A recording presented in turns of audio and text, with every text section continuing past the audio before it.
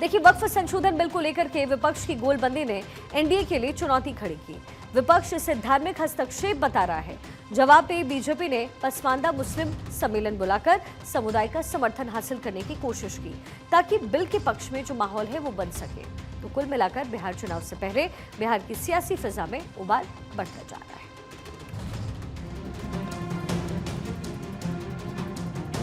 इन्होंने अल्पसंख्यकों के धार्मिक स्वतंत्रता, धार्मिक आज़ादी को ही छीनने का काम किया है।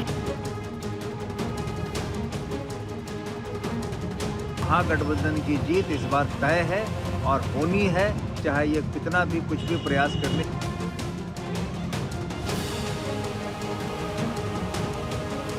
तुष्टीकरण की राजनीति के लिए आरजेडी कांग्रेस जैसे लोग किसी भी हद तक गिर सकते हैं।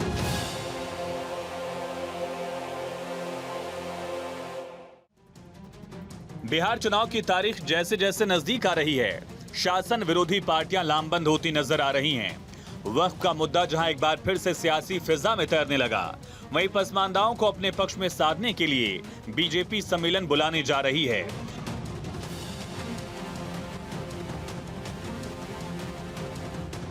लेकिन आरजेडी ने बीजेपी पर बड़ा आरोप लगाया। आरजेडी नेता के मुताबिक भाजपा अल्पसंख्यक विरोध की राजनीति करती रही है। एजाज अहमद कहते हैं कि अल्पसंख्यक विरोध की राजनीति में बीजेपी इतना आगे बढ़ गई है कि धार्मिक स्वतंत्रता और धार्मिक आजादी को ही छीनने का काम कर रही है। राजनीति के आधार पर ही ये एजेंडा तय करते रहे हैं और ये अल्पसंख्यक विरोध की राजनीति में इतने आगे बढ़ गए हैं कि इन्होंने अल्पसंख्यकों के धार्मिक स्वतंत्रता, धार्मिक आज़ादी को ही छीनने का काम किया है। वक्फ कानून बना करके कहीं ना कहीं भारत के संविधान और संवैधानिक व्यवस्था के खिलाफ जाकर के काम किया है। बाबा साहब डॉक्टर भीमराव अम्बेडकर का जो संविधान है उसमें स्पष्ट रूप से सभी धर्मों के लोगों को धार्मिक स्वतंत्रता, धार्मिक आज़ादी के साथ अपने मान्य परंपरा के अनुसार कार्य करने का अधिकार मिला हुआ। लेकिन वक्फ कानून बना करके इन्होंने कहीं ना कहीं अल्पसंख्यक समाज के धार्मिक अधिकारों को कमज़ोर करने का काम किया है। इसलिए ये पसमानदा समाज की बात सिर्फ भ्रम फैलाने के लिए कर रहे हैं और भारतीय जनता पार्टी का मतलब ही है भ्रम की राजनीति। भारतीय जनता पार्टी उसी आधार पर अपनी राजनीति टिकाए हुए है। इसलिए भारतीय जनता पार्टी पसमानदा समाज की भलाई की बात न पहले कभी सोची है न आगे कर सकती है। अल्पसंख्यक विरोध की राजनीति में ये इतने आगे बढ़ चुके हैं कि ये अल्पसंख्यक समाज को चुनाव में टिकट नहीं देते हैं। आरजेडी बीजेपी के खिलाफ जहर उगलती नजर आई तो कांग्रेस भला पीछे कैसे रहती। इंडिया गठबंधन की मुख्य सहयोगी कांग्रेस भी बीजेपी पर हमलावर नजर आई। कांग्रेस प्रवक्ता माधव आनंद ने वक्फ बिल को लेकर पटना गांधी मैदान में हुए आयोजन को बेहद सफल बताया। साथ ही कहा, बीजेपी चाहे कोई भी सम्मेलन कर ले, कुछ भी कर ले, सच्चाई यही है कि महागठबंधन की सरकार बनने जा रही है। मैदान में कल जो सम्मेलन हुआ वक्फ बोर्ड की बिल के खिलाफ में, वो इतना सफल हुआ कि भारतीय जनता पार्टी के हाथ पांव फूले हुए हैं। लाखों की भीड़ आई थी और पूरे प्रदेश से भीड़ आई थी, जिसको देख के भारतीय जनता पार्टी बिहार में थर-थर काँप रही है। इसीलिए वो जो भी मीटिंग कर लें उससे कहीं कोई फर्क नहीं पड़ने वाला है। सच्चाई ये है कि महागठबंधन की जीत इस बार तय है और होनी है, चाहे ये कितना भी कुछ भी प्रयास कर लें, किसी को लुभाने का कुछ भी जुमला छोड़ दें।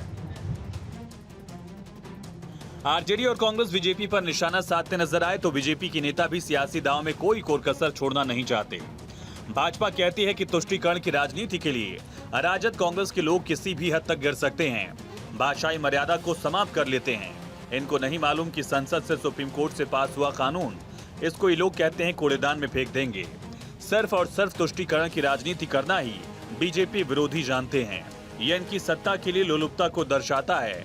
एन कैन प्रकारेण संवैधानिक संस्थाओं को बदनाम कर भारत के संविधान की हत्या करने का इतिहास रहा है इनका। इसलिए बिहार की जनता को इनसे सचेत रहना चाहिए। तुष्टीकरण की राजनीति के लिए आरजेडी कांग्रेस जैसे लोग किसी भी हद तक गिर सकते हैं, भाषाई मर्यादा को समाप्त कर लेते हैं। इनको नहीं मालूम कि संसद के द्वारा जो पास किया हुआ कानून है, कोर्ट के द्वारा, सुप्रीम कोर्ट के द्वारा पास किया हुआ कानून है, उसके विषय में इस तरह से बातें करना कि कूड़ेदान में फेंक देंगे, सिर्फ और सिर्फ इनकी तुष्टीकरण की राजनीति को दर्शाता है और सत्ता की लोलुपता को दर्शाता है कि एन केन प्रकार संवैधानिक संस्थाओं को बदनाम कर, उसकी हत्या कर, भारत के संविधान की हत्या करने का तो इतिहास रहा है ना। संविधान के साथ छेड़छाड़ करना, इंडिया अलायंस का, संविधान की हत्या करना, इमरजेंसी के टाइम में इन्होंने क्या किया था? संविधान की एक तरह से हत्या ही कर दी थी इन्होंने। 5 साल के बदले 6 साल पर चुनाव हुआ था, वह भी कोर्ट ने फटकार लगाई तब। तो ये लोग संविधान के हत्यारे हैं, संविधान का कभी सम्मान नहीं कर सकते, हमेशा अपमान करने वाले लोग हैं और बिहार की जनता को इनकी भाषा से सावधान रहने की जरूरत है। वक्फ के नाम पर विपक्ष जहां मुस्लिम वोटर्स को एकजुट करने की कवायद में जुटा है, वहीं भाजपा ने पसमानदा कार्ड खेलकर बिहार में विपक्ष की गोलबंदी की कार्ड ढूंढ निकाली। अब देखना है कि इस बार के विधानसभा चुनाव में लड़ाई क्या रुख अख्तियार करती है। बिहार चुनाव के मद्देनजर मुसलमान वोटर्स को एकजुट करने के लिए सत्ता पक्ष और विपक्ष दोनों रैली कर रहा है। कल बिहार की राजधानी पटना में एक ऐसी ही रैली देखने को मिली जो वक्फ संशोधन बिल को लेकर रैली हुई, जिसमें विपक्ष के तरफ से तेजस्वी यादव हो या फिर कांग्रेस के बड़े चेहरा हो, वो इसमें शामिल हो रहे थे और बड़ी संख्या में मुसलमान कल गांधी मैदान में जुटे, जिसको देखते हुए आज बीजेपी कार्यालय में पसमानदा सम्मेलन का समारोह किया गया। इसमें शामिल होने के लिए बिहार के डिप्टी सीएम और बिहार बीजेपी प्रदेश अध्यक्ष दिलीप जायसवाल शामिल हुए।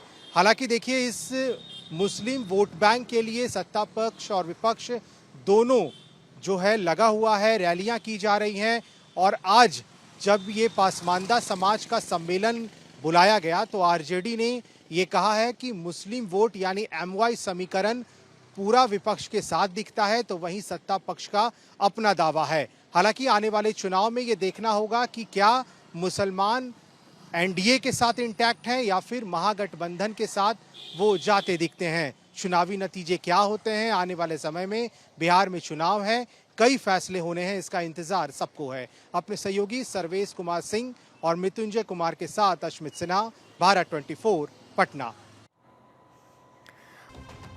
और आइए अब आंकड़ों के जरिए समझाने की आपको कोशिश करते हैं कि मुस्लिम वोट जिसके लिए पार्टियों में रस्साकशी इस समय बिहार में चल रही है, वो कितने निर्णायक भूमिका में होंगे। बिहार में कुल विधानसभा की सीटें 243 आपको पता होगा। वहीं कुल जो मुस्लिम वोट बैंक की अगर बात करें तो ये 17.7% बिहार में है। इनमें से 47 सीटों पर मुस्लिम वोट का 50% वोट निर्णायक भूमिका में होता है, जबकि बिहार में मुस्लिम आबादी लगभग 17.7% है, जिनमें तकरीबन 73% पसमानदा समुदाय से आते हैं। यानी पूरे राज्य की कुल आबादी में इनकी जो हिस्सेदारी है तकरीबन 10 से 12% के आसपास है।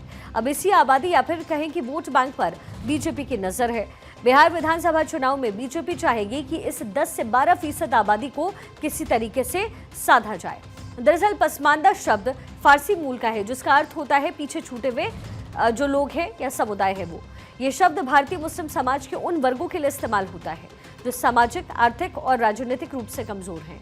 इनमें वो मुसलमान आते हैं जो ऐतिहासिक रूप से दलित और पिछड़े हिंदू समुदाय से इस्लाम में आए हैं। इनकी स्थिति मुस्लिम समाज में भी निचली मानी जाती है। बीजेपी इसी आबादी को साधने की रणनीति पर तेजी से लोकसभा चुनाव से ही काम कर रही है और ये सिलसिला बिहार के विधानसभा चुनाव तक पहुंचा है।